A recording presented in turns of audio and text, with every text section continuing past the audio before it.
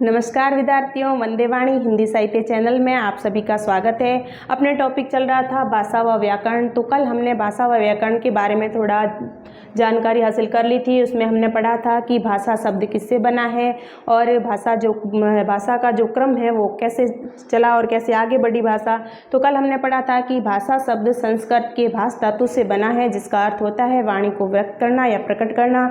उसके बाद में हमने पढ़ा था कि भाषा का जो है हमारे जीवन में महत्वपूर्ण भूमिका क्या रही। तो यदि भाषा नहीं होती तो मनुष्य का भौतिक, आध्यात्मिक तथा वैज्ञानिक विकास नहीं हो पाता। यदि भाषा नहीं होती तो मनुष्य अपने पूर्वजों के ज्ञान तथा अनुभव की भी जानकारी नहीं प्राप्त कर सकता और न ही उनके ज्ञान से लाभ उठा पाता। अब आज हम पढ़ेंगे भाषा के प्रकार के बारे में। तो भाषा दो प्रकार की होती है, पहली है मौखिक भाषा और दूसरी है लिखित भाषा।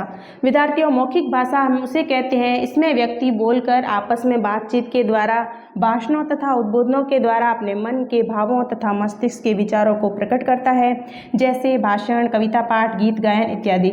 यदि व्यक्ति भाषण दे रहा है तो भी वो एक व्यक्ति से दूसरे व्यक्ति तक अपनी भावों तथा विचारों को प्रकट करता है। गीत गायन में भी वो मन के भावों को प्रकट करता है और कविता पाठ में भी वो मन के भावों को ही प्रकट करता है। इससे एक व्यक्ति से दूसरे व्यक्ति के साथ संप्रेषण स्थापित होता है तथा एक व्यक्ति अपने मन के भावों तथा विचारों को दूसरे व्यक्ति तक पहुंचाता है। दूसरा आपके है लिखित भाषा। इसमें लिखित भाषा लिपि के माध्यम से लिखकर प्रयोग में लाई जाती है। इसमें व्यक्ति अपने मन के भावों तथा मस्तिष्क के विचारों को लिखकर प्रकट करता है, जैसे पुस्तक है, समाचार पत्र है इत्यादि। इसमें व्यक्ति लिखित भाषा में जो है जानकारी आगे से आगे प्रेषित करता है। अब है भाषा और बोली। बोली क्या है विद्यार्थियों? एक सीमित क्षेत्र में बोली जाने वाली भाषा के स्थानीय रूप को बोली कहते हैं, जिसे उपभाषा भी कहते हैं। कहा गया है कि कोस कोस पर पानी बदले 5 कोस पर वाणी, यानी हर 5-7 मील पर बोली में बदलाव आ ही जाता है। तो विद्यार्थियों, अब हम आगे पढ़ेंगे भाषा तथा बोली में अंतर। अब है भाषा और बोली में अंतर। अब विद्यार्थियों, भाषा और बोली में अंतर क्या है, वो मुख्य जो अंतर है वो हम जान लेते हैं। तो सबसे पहले है भाषा का जो क्षेत्र होता है वो विस्तृत होता है, जबकि बोली का क्षेत्र संकुचित होता है।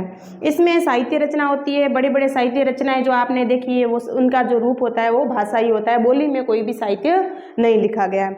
अब भाषा का व्याकरण तथा शब्दकोश होता है, जबकि बोली का कोई व्याकरण या शब्दकोश नहीं होता। भाषा का रूप विकासशील तथा असीमित होता है। विद्यार्थियों, मैंने आपको बताया था कि भाषा परिवर्तनशील है और ये अपने विकास की ओर चलती जा रही है और इसका परिवर्तन युगों युगों तक होता आया है और आज भी ये परिवर्तनशील, इसका जो परिवर्तन है वो जारी है। जबकि भाषा का जो क्षेत्र है वो सीमित, अविकसित तथा आम बोलचाल वाला रूप बोली कहलाता है। धन्यवाद।